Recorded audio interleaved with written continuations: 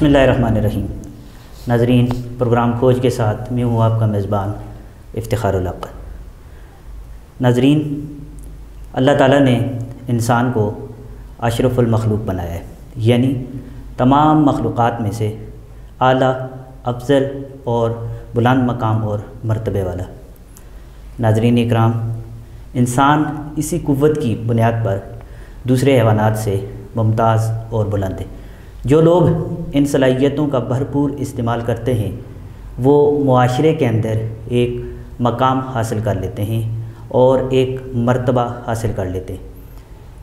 ناظرین اکرام، یہ پروگرام کرنے کا مقصد آپ احباب کے سامنے اور ناظرین کے سامنے ہم نے کھوج کر، ہم نے ڈھونڈ کر، ہم نے پرکھ کر ایسے نوجوانوں کو، ایسے لوگوں کے سامنے آپ لوگوں کو سامنے لانا ہے جو اپنے فن میں کوئی خاص مہارت رکھتے ہیں اور مقام رکھتے ہیں۔ ناظرین اکرام، اسی سلسلے کو آگے بڑھاتے ہوئے ہمارے ساتھ آج جو مہمان تشریف فرمائے جناب عماد سلیم صاحب۔ عماد سلیم صاحب شاعر بھی ہیں اور اس کے ساتھ ساتھ لیکچرار بھی ہیں اردو زبان و ادب کے۔ آپ ان سے یہ جاننے کی کوشش کریں گے کہ سر، آپ آج اگر اس مقام تک فائز ہیں، یہاں تک پہنچے ہیں، تو آپ کو اس کے لیے کتنی سٹرگل کرنی پڑی، کتنی کوشش کرنی پڑی، کتنی محنت سے آپ کو کام کرنا پڑا، تاکہ ہمارے سننے والے نوجوان وہ آپ کو سامنے رکھتے ہوئے اپنی زندگیوں کے اندر نکھار پیدا کریں اور اپنے آپ کو، اپنی زندگی کو خوبصورت بنانے کی کوشش کریں۔ تو ناظرین ہمارے ساتھ رہیے، آپ کی ملاقات کرواتے ہیں جناب عماد سلیم ہادی صاحب سے۔ سر السلام علیکم۔ وعلیکم السلام۔ کیسے ہیں سر آپ کے مزاج؟ الحمدللہ۔ بہت بہت شکریہ سر، آپ ہمارے پروگرام کے اندر تشریف لائے۔ ہمارے چینل کی طرف سے بھی اور میرے پروگرام کی طرف سے بھی میں آپ کا بہت بہت شکریہ ادا کرتا ہوں کہ آپ ہمارے پروگرام کے اندر تشریف لائے۔ بہت شکریہ، میں بھی آپ لوگوں کا بہت شکر گزار ہوں، خصوصاً ہزارہ ایکسپریس نیوز کا شکر گزار ہوں جی، کہ جنہوں نے ہزارہ کی سطح پر اتنا ایک عمدہ کام کیا ہے اور ہم جیسے نوجوان لوگوں کو، یعنی کہ ٹیلنٹڈ لوگوں کو آگے لانے کے لیے کا بیڑا اٹھا رکھا ہے۔ اس عمدہ کاوش پر میں آپ لوگوں کا شکر گزار ہوں۔ بہت بہت شکریہ سر، بہت بہت شکریہ سر۔ سر آپ مجھے یہ بتائیں کہ آپ نے آپ کا جو تعلیمی کیریئر ہے یا آپ کا جو تعلیمی سلسلہ ہے یہ کہاں سے شروع کیا؟ یعنی آپ مجھے یہ بتائیں، آپ نے اپنی ابتدائی تعلیم، مڈل، میٹرک اور اس کے ساتھ ساتھ آپ نے ماسٹر کیا، تو یہ تعلیم آپ نے کہاں سے حاصل کی اور اس کے ساتھ ساتھ دوران تعلیم آپ کو کن کن مشکلات کا سامنا کرنا پڑا؟ یعنی کہ ہم یہ بتانا چاہتے ہیں کہ اگر عماد سلیم ہمارے سامنے آج اس حالت میں ایک شاعر کی صورت میں، ایک لیکچرر کی صورت میں موجود ہے، تو کل آپ بھی اس مقام تک پہنچ سکتے ہیں، فائز ہو سکتے ہیں۔ سر ذرا اپنی تعلیمی کیریئر کے اوپر روشنی ڈالیے اور ساتھ یہ بھی بتائیے کہ آپ کو اس دوران کن کن مشکلات کا سامنا کرنا پڑا؟ مڈل تک جو میں نے تعلیم حاصل کی ہے وہ تو پرائمری سے لے کر مڈل تک جناب پبلک اسکول سے میں نے حاصل کی۔ پھر اس کے بعد حالات کچھ اس طرح ناگزیر سے تھے، سو ہم ہائی اسکول میں آ گئے۔ ہائی اسکول میں داخلہ لیا، وہاں تک مڈل تک، اور ساتھ ساتھ خود ہی روزگار، نہیں 7ویں کلاس میں تھا تو میں ٹیلرنگ بھی کیا کرتا تھا، ٹیلرنگ کا کام خود کیا کرتا تھا، 7ویں کلاس میں تھا تو اس سے میں نے ٹیلرنگ کا کام شروع کیا تھا، جو میں نے بی ایس کے آخر تک جاری رکھا۔ اور الحمدللہ بی ایس کے آخر میں، یعنی کہ بی ایس اپنا میٹرک اور انٹر کا امتحان میں نے ہائی اسکول بفا سے حاصل کیے۔ اچھا، تو اس کے بعد میں بی ایس کے لیے Mansehra government post graduate college میں نے داخلہ لیا۔ جب یہاں میں نے داخلہ لیا تو ساتھ وہی ٹیلرنگ کا کام جاری تھا، یعنی کہ وہی اسی کام کے ذریعے سے میں نے یہاں تک پڑھا، ٹیلرنگ کرتا رہا۔ پھر بی ایس کے بعد جب بی ایس ختم ہوا تو پھر ایک پرائیویٹ ادارے میں، عباسین پبلک اسکول میں، وہاں میں نے جاب کی۔ پھر الحمدللہ 6 مہینے کے بعد جو ہے یوگی کالج میں لیکچرر کی پوسٹ پر میری تقرری۔ یعنی سر آپ کے کہنے کا مقصد یہ ہے کہ آپ نے اگر یہ مقام حاصل کیا ہے تو ہم یہ کہہ سکتے ہیں کہ فائنینشلی اعتبار سے، اگر پیسے کے اعتبار سے انسان اگر مشکل میں ہو، تب بھی اگر وہ اپنے مقصد کے حصول کے لیے اگر کچھ کرنا چاہے تو وہ کچھ بھی کر سکتا ہے۔ دیکھیں آپ ٹیلر رہے، ٹیلر رہنے کے ساتھ ساتھ آپ نے وہ کام بھی جاری رکھا، آپ نے اپنی پڑھائی کا جو سلسلہ ہے وہ بھی جاری رکھا، تو یہ تو ہمارے لیے ایک نیک شگون ہے، اچھا میسیج ہمارے نوجوانوں کے لیے کہ اگر آپ پیسے کے اعتبار سے یا فائنینشلی اعتبار سے اگر آپ کمزور بھی ہیں تو آپ جو ہے کچھ بھی کر کے سیکنڈ ٹائم جاب وغیرہ کر کے آپ اپنی تعلیم سلسلہ جو ہے اس کو جاری رکھ سکتے ہیں۔ بہت عمدہ سر، شکریہ آپ کا۔ سر آپ ایک شاعر بھی ہیں، جی. تو آپ مجھے یہ بتائیے کہ شاعری کی طرف آپ کا کیسے شوق پیدا ہوا؟ شاعری کا شوق یوں تو بچپن سے تھا، یعنی کہ جب مڈل کلاس میں تھا، میں 8ویں مڈل میں تھا، 8ویں کلاس میں تھا غالباً، کہ وہیں سے میں ڈائجسٹ وغیرہ رسالے میرا پڑھنے کا شوق تھا، ناول کتابیں پڑھتا رہتا تھا. اور 7ویں کلاس سے ہی میں نے لائبریری جوائن کر رخی تھی. لائبریری میں باقاعدہ جایا کرتا تھا. اچھا. تو اس وقت کا کوئی شعر کہا نہیں تھا، لیکن ویسے ہی کچھ پڑھ لیتے تھے کبھی کبھار، تو اس سے خود بہت شعر بن جاتا تھا، بے وزن سا کچھ بھی. تو بی ایس کی کلاس میں نے باقاعدہ، پھر جب بی ایس کا ہمارا پہلا سیمسٹر تھا تو اس میں ہمارے سر جو تھے وہ لفظ بار بار دے رہے تھے ہمیں کہ ان کے ساتھ کوئی شعر کہو. تو ایک لفظ آیا تھا کیوں کر، اس کے ساتھ ہی میں نے ویسے ہی بے ساختہ گمان میں ایک شعر آ گیا تھا. تو وہ بالکل باوزن تھا اور اعلیٰ پائے کا شعر مجھے میرے استاد نے بتایا تھا. اچھا. پروفیسر سدھیر صاحب نے. اچھا. تو وہاں سے پھر باقاعدہ مجھے پتہ چلا کہ میں بھی شاعری کر سکتا ہوں. تو شاعری کا آغاز میں نے باقاعدہ وہاں سے کیا تھا. اچھا. تو آپ مجھے اپنا پہلا جو شعر ہے جو آپ نے اپنی مطلب شاعری کا جو آپ نے پہلا شعر لکھا وہ اگر ہمارے ناظرین کو آپ سنائیں. پہلا شعر جو تھا وہ کیوں کر لفظ تھا. تو اس پر محبت کروں تو میں کیوں کر کروں، محبت کروں تو میں کیوں کر کروں، محبت میں اکثر جدائی تو ہے.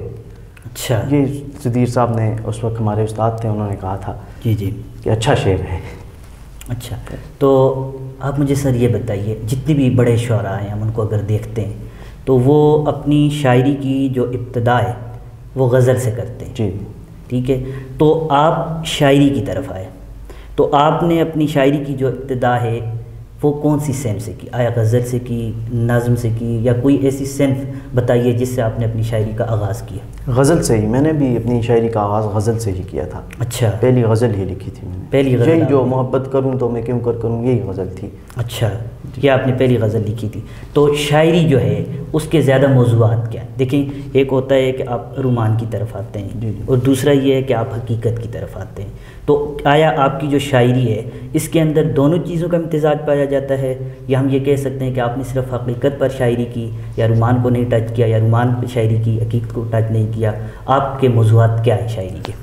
میں چونکہ فیض احمد فیض کو زیادہ یعنی پسند کرتا ہوں اور احمد فراز کو پسند کرتا ہوں. اچھا. یہ دونوں انقلابی بھی تھے اور رومانوی شعراء میں بھی ان کا جو ہے وہ شمار ہوتا ہے. صحیح ہے. صحیح ہے. تو میں ان سے زیادہ متاثر ہوں، ان کو زیادہ پڑھتا ہوں. تو اسی سلسلے میں دونوں چیزیں میرے پاس بھی پائی جاتی ہیں، لیکن زیادہ جو میری توجہ ہوتی ہے وہ انقلابی شاعری پر زیادہ ہوتی ہے. حقیقت نگاری پر زیادہ ہوتی ہے. اچھا. تو آپ ایسی کوئی انقلابی شاعری یا حقیقت پر مبنی شاعری جو آپ نے لکھی ہو اور آپ ہمارے ناظرین کو سنانا چاہتے ہو؟ جی، یہ قطعہ ہے، میں سناؤں گا. یہ اس سے پہلے بھی میں بہت مرتبہ سنا چکا ہوں. لوگوں نے بہت پسند کیا ہے اسے. بڑے بڑے شعراء کے سامنے مشاعروں میں جب ہم جاتے ہیں تو وہاں انہوں نے پسند کیا ہے. تو ایک قطعہ ہے. جی سنائیے ضرور. تمہارے گھر میں خوشحالی بخندہ لب ہوگی، تمہارے گھر میں خوشحالی بخندہ لب ہوگی، ہمارے ہاں تو ہوا بھی گھٹن کی چلتی ہے. واہ. امیر شہر تجھے کس طرح بتاؤں میں، امیر شہر تجھے کس طرح بتاؤں میں، وہ ایک رات جو فاقہ کشی میں کٹتی ہے. ٹھیک ہے. بہت زبردست شعر آپ نے لکھا سر. تو آپ مجھے یہ بتائیے، آپ ایک ٹیچر بھی ہیں، پڑھاتے بھی ہیں، ٹھیک ہے، تو ایک استاد ہونے کے ناطے آپ کیا سمجھتے ہیں کہ استاد جو ہے وہ کون سے طریقہ کار جو ہے ان کو اپنائے اور وہ ایک اچھا استاد بن سکتا ہے، یا وہ اپنے جو اس کے اسٹوڈنٹس ہیں ان کے ساتھ کس طرح کا رویہ روا رکھے کہ اس کے وہ جو اسٹوڈنٹ ہیں وہ معیاری تعلیم کی طرف آ سکیں یا اچھے طریقے کے ساتھ تعلیم حاصل کر سکیں؟ آپ کے نزدیک ایسا کیا طریقہ کار ہے؟ میرے نزدیک میں تو یہ کہتا ہوں کہ ہمیشہ اپنے طلباء کے ساتھ جو ہے دوستانہ ماحول جو ہے رکھنا چاہیے. کیونکہ ہم دیکھتے ہیں جو اس وقت ترقی یافتہ قومیں ہیں تو ان کے اساتذہ کا جب اس طرح کلپس وغیرہ سوشل میڈیا پر آتے ہیں تو میں نے وہ بھی دیکھے ہیں، اور میں خود میرا اپنا ذاتی طور پر بھی یہ ماننا ہے کہ طلباء کے ساتھ ہمیشہ دوستانہ ماحول رکھنا چاہیے. دوستانہ ماحول میں وہ زیادہ سیکھ سکتے ہیں، ان کے دل میں کوئی ہچکچاہٹ نہیں ہوتی. اچھا سر، جو ہم دوستانہ ماحول یا رویہ رکھتے ہیں اپنے طلباء کے ساتھ، آیا اس سے وہ زیادہ آوارہ نہیں ہو جاتے؟ وہ سیکھنے کے بجائے جو ہے وہ ٹیچرز کے ساتھ اپنی دوستیاں جو ہیں ان کو روا رکھتے ہیں، اور ان کا وہ جو سیکھنے کا عمل ہے کیا وہ رک نہیں جاتا ہے اس وجہ سے؟ نہیں، ایک حد ہوتی ہے ہر چیز کی. میں کہتا ہوں کہ ایک حد تک. اچھا. تھوڑی بہت سختی بھی لازم ہے، لیکن وہ تھوڑی بہت سختی لازم ہے، اور دوستانہ رویہ بھی اختیار کرنا لازم ہے. اچھا. کیونکہ دونوں جب ساتھ چلتے ہیں تو اس طرح کوئی میں نے آج تک تقریباً 2 سال تک میں 2-3 سال ہو گئے ہیں پڑھانے میں میرے, لیکن میں نے آج تک کبھی ایسی کوئی بات نہیں دیکھی, نہ کبھی کسی شاگرد نے اس طرح کی بد اخلاقی کی ہے. اچھا. اور ہمیشہ میرا جو ان کے ساتھ جو رابطہ رہا ہے تو دوستانہ رویہ میں نے اختیار کیا تھا ہمیشہ, اور کبھی بھی کوئی یعنی کسی قسم کا ایسا کوئی واقعہ نہیں پیش آیا میرے ساتھ. اچھا, یعنی آپ کے نزدیک جو ہے آپ اگر دوستانہ رویہ بھی رکھیں, اس کے ساتھ ساتھ دوسرا رویہ بھی رکھیں, دونوں کو آپ اگر ایک توازن کے ساتھ چلیں گے تو آپ کے جو طالب علم ہے وہ اچھا سیکھنے کو نہیں موقع میسر. اور اس کی ایک دوسری بات یہ بھی ہے کہ جس طرح ہمارے استاد تھے, پروفیسرز تھے, تو انہوں نے بھی یعنی جن سے میں نے پڑھا ہے تو وہ بھی اسی طرح کے تھے, انہوں نے بھی میرے ساتھ دوستانہ ماحول اصل میں قائم کیا ہوا تھا. تو نہ کبھی میں بگڑا ہوں اور نہ میرے شاگرد کبھی بگڑے ہیں. اچھا سر, اب اتنی چھوٹی سی عمر میں, ابھی آپ اتنی مطلب اوور ایج بھی نہیں ہے, آپ شاعری بھی کر رہے ہیں اور اس کے ساتھ ساتھ آپ ایک کالج میں پڑھا رہے ہیں, ٹھیک ہے. حالانکہ آپ کے جو اسٹوڈنٹس ہوتے ہیں وہ تقریباً آپ کی ہم ایج ہوں گے, آپ BS کے لیول پہ آپ پڑھاتے ہیں, وہ جو بچے ہیں وہ آپ ہی کی ایج کے ہوں گے یا آپ ہی کے لیول کے ہوں گے, تو انہیں کنٹرول کرنا, انہیں پڑھانا آپ کے لیے کتنا مشکل ہے یا کتنا آسان ہے؟ اس کے اوپر ذرا روشنی ڈالیں. میرے لیے کبھی مشکل ہوا ہی نہیں ہے یہ. جب بھی گیا ہوں کسی کلاس میں تو ہمیشہ یعنی کبھی کوئی مشکل آئی نہیں ہے. ہمیشہ کے لیے وہ خود بخود کنٹرول تھے بچے, یعنی کہ جہاں بھی گیا ہوں اچھے طالب علم تھے. اور یہ تو جو لیول ہے میرا BS لیول میں پڑھاتا ہوں, تو BS لیول میں کبھی بھی یعنی کہ وہ بچے خود باشعور ہوتے ہیں, وہ اس طرح کی حرکتیں کرتے ہی نہیں ہیں. جو ہی کلاس میں جاؤ عزت دیتے ہیں, خود بخود جو ہے وہ اخلاق کا دائرہ کبھی بھی یعنی کہ نہیں چھوڑتے. اچھا کا دامن. اچھا ٹھیک ہے. اچھا, تو آپ BS لیول کو پڑھاتے ہیں. جی جی. تو آپ مجھے یہ بتائیے کہ آپ کے نزدیک یہ BS لیول جو ہے, یہ جو سیمسٹر سسٹم ہے, آپ اس سے کتنا مطمئن ہیں؟ آپ کے نزدیک یہ کتنا ہمارے طلباء کے لیے یا ہم سب کے لیے جو ہے فائدہ مند ہے؟ یہ میرے نزدیک یہ بہت زیادہ فائدہ مند ہے. اچھا. بہت زیادہ فائدہ مند ہے, چونکہ دیکھیں اس سے پہلے BA تھا, وہ MA تھا, پرائیویٹ تھا, تو اگر ریگولر کوئی کرتا تو وہ پشاور یونیورسٹی یا اس طرح اس طرف جانا پڑتا, یا لاہور جانا پڑتا, تو دور بھی تھا, اس پر خرچہ بھی زیادہ تھا. اس پر خرچہ بھی میرے حساب سے کم ہے, اور ساتھ جو ہے سیکھنے کو بہت کچھ مل جاتا ہے. یعنی چھوٹی چھوٹی چیزیں ہیں, ہر چیز کو, یعنی کہ دیکھیں جس طرح مڈ ٹرم ہوتا ہے, فائنل ٹرم, مڈ ٹرم سے پہلے جو پڑھو اس کا امتحان ہو جائے گا, بچہ بہت کچھ سیکھ لیتا ہے. میرے حساب سے میں نے خود سیکھا ہے, زیادہ تر BS میں سیکھا ہے. تو آپ نے خود بھی ماشاءاللہ BS کیا ہے, آپ نے بھی سیکھا ہے. جی جی بالکل. تو ہم نے بھی اتنا, یعنی کہ میں کہہ رہا ہوں کہ BS بہت اچھا ہے, BS سسٹم جو ہے یہ بہت اچھا ہے سیمسٹر, اس پر اتنا, اور خصوصاً جو ہے کالجز میں زیادہ بہتر ہے, کیونکہ اس میں بہت کم خرچہ آ جاتا ہے. اچھا. اور آدمی ایک اچھی ڈگری بھی پا لیتا ہے. BS ہے بھی انٹرنیشنل لیول کی ڈگری بھی ہے دوسرا, تو اس کی یہ ایک فائدہ یہ بھی ہے. اور دوسرا فائدہ یہ بھی ہے کہ میں نے سنا ہے اس طرح کہ باہر بھی کوئی جاتا ہے بیرون ملک, تو اس اگر MA ہوگا تو وہ یہاں سے اگر جائے گا تو اس کو مزید وہاں 2 سال لگانے پڑیں گے, لیکن BS والا اگر پاکستان سے جائے کہیں بھی جائے گا تو یہ اس کا MA تسلیم کیا جائے گا. اچھا. یہ بھی اس کا ایک بہت بڑا فائدہ ہے. ٹھیک ہے, بہت زبردست. سر BS میں جب ہم پڑھتے ہیں تو وہاں پہ کو ایجوکیشن سسٹم ہوتا ہے, آپ کو پتہ ہی ہے, ہم سب کو پتہ ہے. تو آپ اس کے حق میں یا آپ اس کی مخالفت میں؟ میں حق میں ہوں. میں کہتا ہوں کو ایجوکیشن جو ہے وہ ہونی چاہیے. جی. وہ اس لیے کہ اس سے لوگوں کے جو ذہن ہیں ان میں کسی قسم کا بگاڑ پیدا نہیں ہوتا. یعنی کہ بچے جو ہوتے ہیں, بعض ہم لوگ جو ہوتے ہیں جو یہاں پڑھ لیتے ہیں کوئی ایجوکیشن, دوسرا جو ہے عورتیں بھی ہمارے معاشرے کا ایک اہم ہے, بالکل حصہ ہے نا, ایک اہم حصہ ہے. تو وہ ان عورتوں کو بھی ان کا حق مل جاتا ہے. دوسرا پھر کل انہی سے نسل چلتی ہے آگے. بالکل. تو وہ نسل جو ہے وہ تربیت یافتہ نسل جو ہوتی ہے نا, اس کے لیے مرد کا پڑھا لکھا ہونا بھی ضروری ہے اور عورت کا پڑھا لکھا ہونا بھی ضروری ہے. عورت سے بات نکلی سر, میرا جو ہے اب یہ آپ سے یہ سوال پوچھنا چاہتا ہوں. دیکھیں کو ایجوکیشن سسٹم ہمارے یہاں جو ہے ابھی تو آہستہ آہستہ اس طرف ہم آ رہے ہیں, ٹھیک ہے, عورتیں جو تعلیم کی طرف بھی آ رہی ہیں, لیکن اس سے قبل اگر ہم دیکھیں تو ہم تعلیم میں بہت دور تھے, بالخصوص یہ عورتوں والے معاملے میں.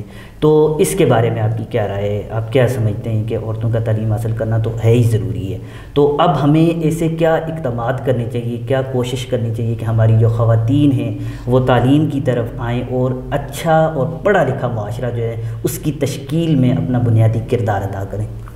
میں نے پہلے بھی عرض کر چکا ہوں کہ عورت کا پڑھا لکھا ہونا انتہائی ضروری ہے, کیونکہ اس کے ہاتھوں میں ایک نسل, ایک معاشرہ جو ہے میں کہتا ہوں اس کے ہاتھوں میں پروان چڑھتا ہے.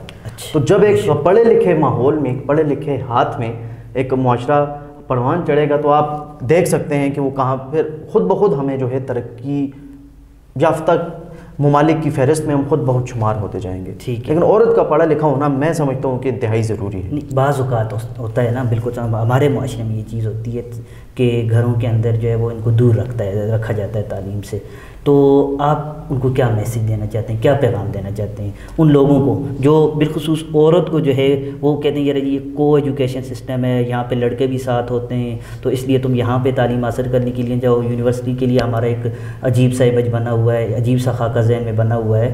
تو آپ کیا وہ ان لوگوں کو کیا پیغام دیں گے، کیا میسیج ہوگا ان لوگوں کے لیے جو بالخصوص عورتوں کو تعلیم سے دور رکھتے ہیں؟ میرا تو یہی پیغام ہے ان لوگوں کے لیے کہ ان کو ہمیشہ تعلیم یعنی کہ ہمارے اسلام میں بھی یہ فرض ہے. سب سے پہلی بات یہ ہے کہ ہمارا اسلام بھی یہ کہتا ہے کہ تعلیم مرد اور عورت دونوں پر فرض ہے. بالکل ہے. تو جب مرد اور اسلام ہمیں اجازت دیتا ہے تو اس میں پھر ہمارے معاشرے یا ہم لوگوں کو یہ اختیار بالکل نہیں ہے کہ ہم عورتوں کو روکیں. بالکل. عورتوں کا پڑھا لکھا ہونا انتہائی ضروری ہے معاشرے میں. بالکل انتہائی ضروری ہے اور ان کو چاہیے کہ ان کو بھیجیں، ان کو پڑھائیں، ان کو لکھائیں اپنی بہن بیٹیوں کو. یہ میری ان سے پیغام ہے کہ لازمی ان کو پڑھائیں. ٹھیک ہے. اگر آپ اپنا کوئی کلام سنانا چاہیں ابھی تو. کلام ایک غزل ہے. جی ضرور. کہ شاعر کی طبیعت تو غمگیر ضروری ہے، شاعر کی طبیعت تو غمگیر ضروری ہے، اس منطق غم کی ایک تدبیر ضروری ہے. واہ.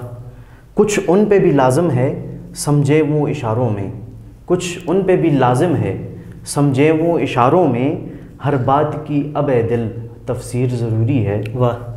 ہر گام اندھیرا ہے، حقیقت کی طرف آ رہا ہوں، ہر گام اندھیرا ہے، ہر سو ہے اندھیری رات، ہر گام اندھیرا ہے، ہر سو ہے اندھیری رات، امید سحر کی اب تشہیر ضروری ہے. یہ میرا پیغام بھی ہے شعر میں کہ اس اندھیرے سے نکلنے کے لیے، یعنی کہ یہ جو ہم تو ہر روز روشنی دیکھتے ہیں، صبح دیکھتے ہیں، لیکن اس کے باوجود ہم ایک اندھیرے میں جی رہے ہیں. تو میں یعنی ہماری زندگی کے اندر مصائب ہیں، مشکلات ہیں، آلام ہیں، ان سے نکلنا، ان رنج و آلام سے ہم نکلنا چاہتے ہیں. تو میں کہتا ہوں امید سحر کی اب ایک امید کی سحر باندھیں اور ایک انقلاب کی صورت اختیار کر جائے. بالکل. بس کچھ تو نمایاں ہیں آثار سویرے کے، کچھ تو نمایاں ہیں آثار سویرے کے، اے میرے ادھورے خواب تعبیر ضروری ہے. واہ کیا بات. مانا کہ ہیں بے رونق، مانا کہ ہیں بے رونق، شمشیر بکف حاکم. آج جو حاکم ہم پر مسلط ہیں اسی طرح کے، تو ان کے لیے ہیں مانا کہ ہیں بے رونق، شمشیر بکف حاکم، حالات سنورنے تک، حالات سنورنے کی تدبیر ضروری ہے. ان حالات کو سنورنے کے لیے کوئی تدبیر کریں. بالکل. یہ تو نہیں ہے کہ اب اپنے نوجوانوں کے لیے، اپنے سننے والوں کے لیے ایک جوش پیدا کر رہے ہیں، ان کے اندر قوت پیدا کر رہے ہیں. بالکل. میں یہ چاہ رہا ہوں کہ شاعری ہو، کچھ بھی ہو، لیکن ہونا چاہیے. بالکل ہونی چاہیے. بالکل. بہت زبردست سر آپ نے ہمیں غزل سنائی. سر آپ چونکہ ایک تو نوجوان ہیں، ٹھیک ہے، ابھرتے ہوئے نوجوان ہیں، آپ کے خون کے اندر جوش بھی ہے، ٹھیک ہے، آپ جو بات کریں گے وہ اس حساب سے، جبکہ دوسرا کوئی بوڑھا بندہ یا اوور ایج کرے گا تو وہ اس طریقے سے اثر نہیں کرے گی، ٹھیک ہے. تو آپ ہمارے جو نوجوان ہیں، جو سننے والے ہیں، تو آپ کی شاعری کے اندر ان کے لیے کیا میسیج ہے، کیا پیغام ہے، آپ انہیں کیا بتانا چاہتے ہیں اپنی شاعری کے ذریعے، ان کو کیا پیغام دینا چاہتے ہیں؟ ہمارے معاشرے کا ایک دیکھیں، ایک المیہ نہیں ہے، بہت سارے المیہ ہیں. جی. یہ ایک جو سب سے بڑا المیہ یہ ہے کہ وہ آج کل ان کی فضول قسم کے کاموں میں کھوئے رہتے ہیں. بالکل. نوجوان میں اکثر دیکھتا ہوں، میرے طلباء بھی ہیں، وہ جو حقیقی جو ہمارا مقصد تھا، تعلیم کا جو مقصد تھا، اس سے ہم دور ہوتے جا رہے ہیں. خواہ مخواہ کی یہ دوسری جو سرگرمیاں ہیں جن کو بے فائدہ، بے رونق سی جو ہیں، ان میں ہم کھوئے رہتے ہیں. جو ہمارے طلباء ہیں وہ کھوئے رہتے ہیں، ہماری نوجوان نسل کھوئی رہتی ہے. میرا ان سے یہ پیغام ہے کہ آپ آئیں اپنی تعلیم کی طرف، سب سے پہلے اپنی تعلیم کو درست کریں.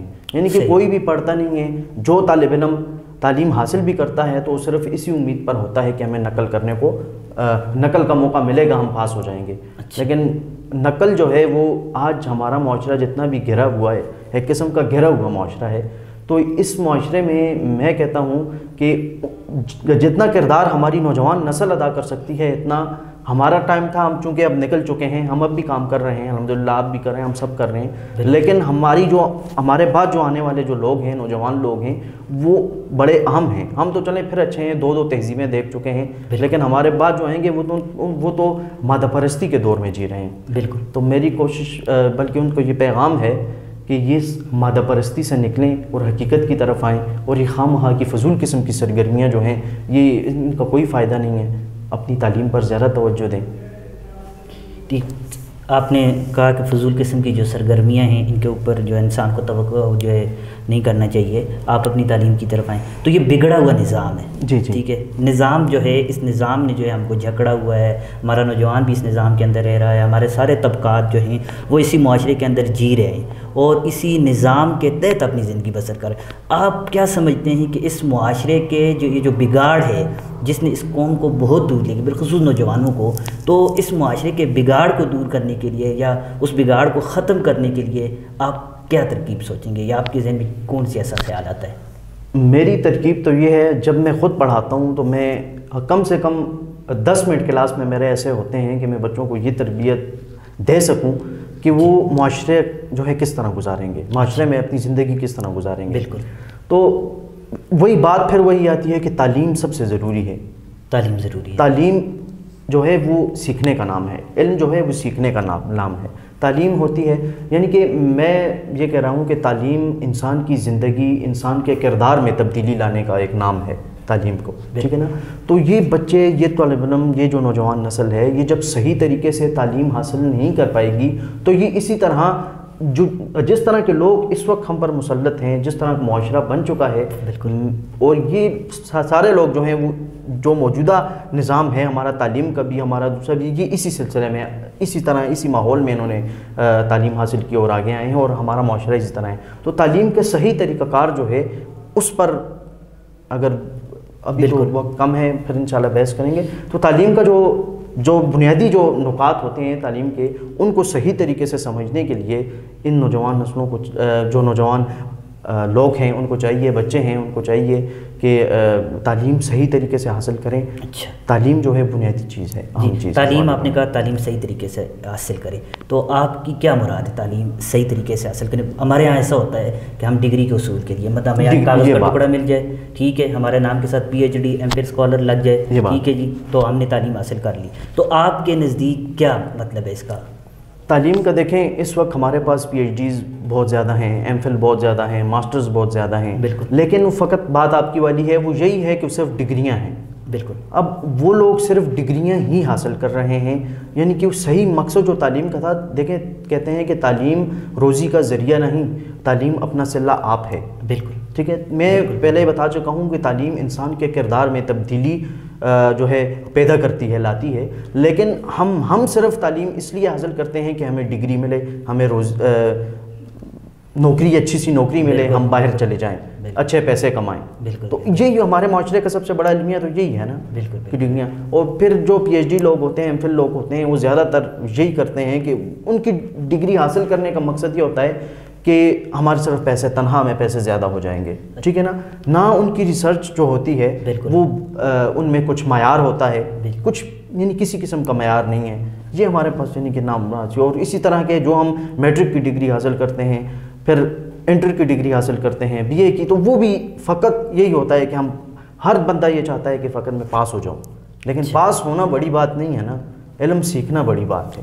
تو علم کوئی بھی نہیں سیکھتا. سر، اب ہم اپنے پروگرام جو ہے اس کے اختتام کی جانب جا رہے ہیں، چونکہ وقت ہمارے پاس ایک قلیل ہوتا ہے. تو آپ اردو ادب کے طالب علم ہیں، تو معاشرے میں ہم یہ سنتے ہیں کہ یار اردو کا جو ہے کوئی اسکوپ نہیں ہے. ٹھیک ہے، اردو جو پڑھنے والے ہیں ان کو اس نظر سے نہیں دیکھا جاتا جس طرح جو ہے سائنسز پڑھنے والے کو ان کی نظر سے دیکھا جاتا ہے. تو آپ مجھے یہ بتائیے کہ آپ کی نظر میں یہ مضمون کس طرح ہے، اور ہم اس کو حاصل کر کے اپنی زندگیوں کے اندر اور قوم کی ترقی میں کس طرح کردار ادا کر سکتے ہیں؟ اردو زبان جو ہے، دیکھیں سب سے پہلے اکثر لوگ واقعی یہ لوگ کہتے ہیں کہ اسکوپ نہیں ہے، اسکوپ نہیں ہے، لیکن اردو کا اسکوپ بہت ہے. جی. اردو اسکوپ انسان کا اپنا ہوتا ہے. سب سے پہلی بات یہ ہے کہ انسان کو اگر کچھ آتا ہے تو وہی قابل ہے اور اس کے لیے آگے مواقع بھی ہیں. بالکل ٹھیک ہے. میں بھی اردو میں گیا ہوں لیکن الحمدللہ کبھی بھی میں نے انتظار نہیں کیا, مجھے الحمدللہ اچھی سے اچھی نوکری بھی ملی ہے. ٹھیک ہے.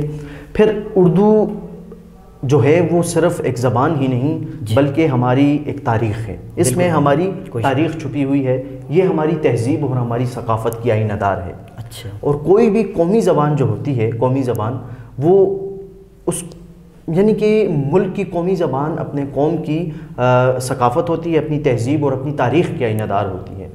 تو ہماری اردو زبان میں بھی یہ چیزیں ہیں لیکن ہم لوگ اس سے شرماتے ہیں بولتے وقت. کچھ بات کرتے ہیں تو دیکھیں اکثر جو لوگ زیادہ پڑھے لکھے ہوتے ہیں, باہر پڑھ کے آتے ہیں, تو وہ اردو بولنے میں شرم محسوس کرتے ہیں. اور یہی قومی زبان جو ہے, ہمارے پاس اس طرح کے اور بھی بہت سارے نمونے ہیں دنیا میں کہ انہوں نے اپنی زبان کو اپنایا ہے تو انہوں نے ترقی کی ہے. بالکل. بہت بہت شکریہ سر, آپ نے ہمارے پروگرام کے لیے وقت نکالا. پھر موقع ملا تو آپ کو ضرور دعوت دیں گے. تو میں اپنی طرف سے, اپنے پورے چینل کی طرف سے, اپنی ٹیم کی طرف سے, پروگرام کی طرف سے آپ کا شکریہ ادا کرتا ہوں. جی ناظرین, آپ نے سنا معاذ سلیم ہادی صاحب کی گفتگو کو. مجھے امید ہے کہ ہماری آج کی یہ گفتگو آپ کو بہت پسند آئی ہوگی. تو انشاءاللہ اگلے اتوار کو ایک نئے پروگرام کے ساتھ, ایک نئے مہمان کے ساتھ اور ایک نئے عنوان کے ساتھ آپ کی خدمت میں حاضر ہوں گے. تب تک مجھے اور میری پوری ٹیم کو دیجیے اجازت. اللہ حافظ و ناصر. اپنا بہت سارا خیال رکھیے گا. پاکستان پائندہ باد.